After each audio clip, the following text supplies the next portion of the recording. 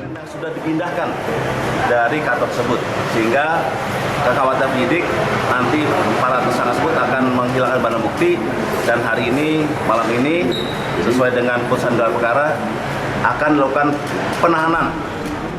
Cakep, bos ACT akhirnya dikurung. Tinggal Roy Suryo lagi yang belum.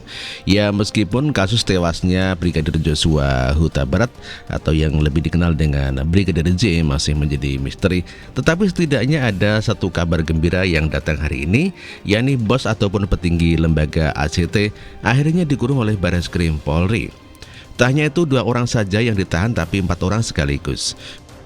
Mereka adalah pendiri sekaligus mantan Presiden ACT Ahyudin, Presiden ACT saat ini Ibnu Hajar, orang yang ngurusin keuangan ACT Haryana Hermain, serta pengelola program ACT Nofriadi Imam Akhbari.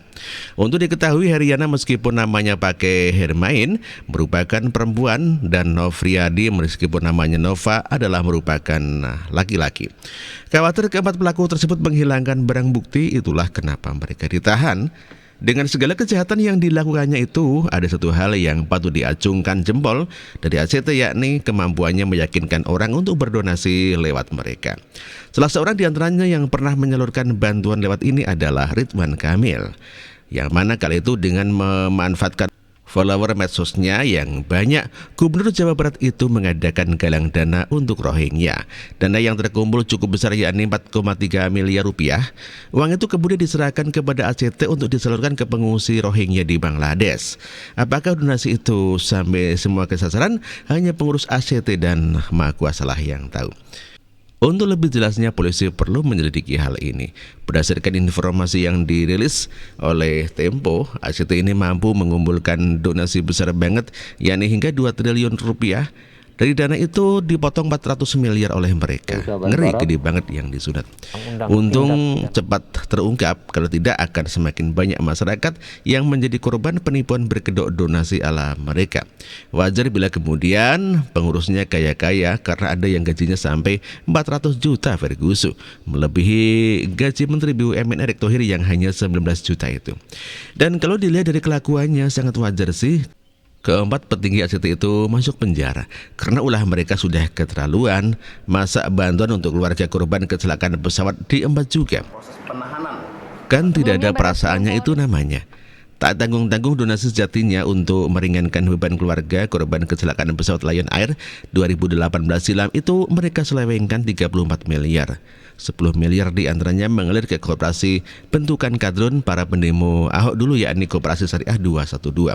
Dan kurang asem tuh namanya, duit dari CSR Boeing yang dipercayakan kepada ACT untuk disalurkan ke keluarga korban kecelakaan pesawat pabrikan mereka malah disalurkan ke Koperasi Syariah 212. Emang pengurus Koperasi Syariah itu korban kecelakaan Lion Air? Kan tidak, Ferguson. Seperti A.A. Gim, mana ada anggota keluarganya yang turut menjadi korban naas pesawat 4 tahun silam. Yang ada Teh Nini menjadi korban gak ada akhlak dirinya, yakni istri pertamanya itu dikatakan turun mesin 7 kali oleh A.A. Gim.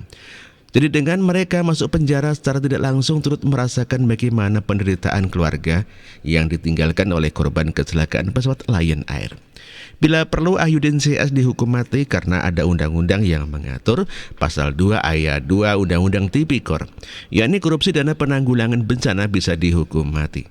Karena kalau tidak dihukum berat, para penjahat berkedok pengumpulan donasi ini akan ada lagi yang baru, tentu dengan modus baru pula dan lebih canggih.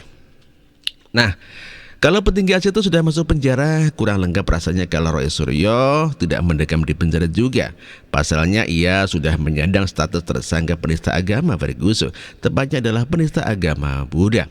Sementara warga plus 62 yang selama ini tersandung kasus penistaan agama mayoritas masuk penjara. Seperti Reza Hussein divonis 2 tahun penjara, Meliana divonis 18 bulan penjara, MKC divonis 16 tahun penjara oleh Pengadilan Negeri Bandung. Sebelum bandingnya dikabulkan, KC malah divonis 10 tahun penjara oleh Majelis Hakim Pengadilan Negeri Ciamis. Termasuk Ahok yang hanya ngomongin Al-Maidah doang mendekam di penjara selama 2 tahun. Padahal pelaporannya hanya bermodalkan video editan unggahan Buniyani. Dan jangan salah-salah, Ahok ini orang kuat kala itu, yakni menjabat sebagai orang nomor 1 di DKI. Tapi ketika tersandung kasus penistaan agama, ia mendekam di balik jeruji besi juga.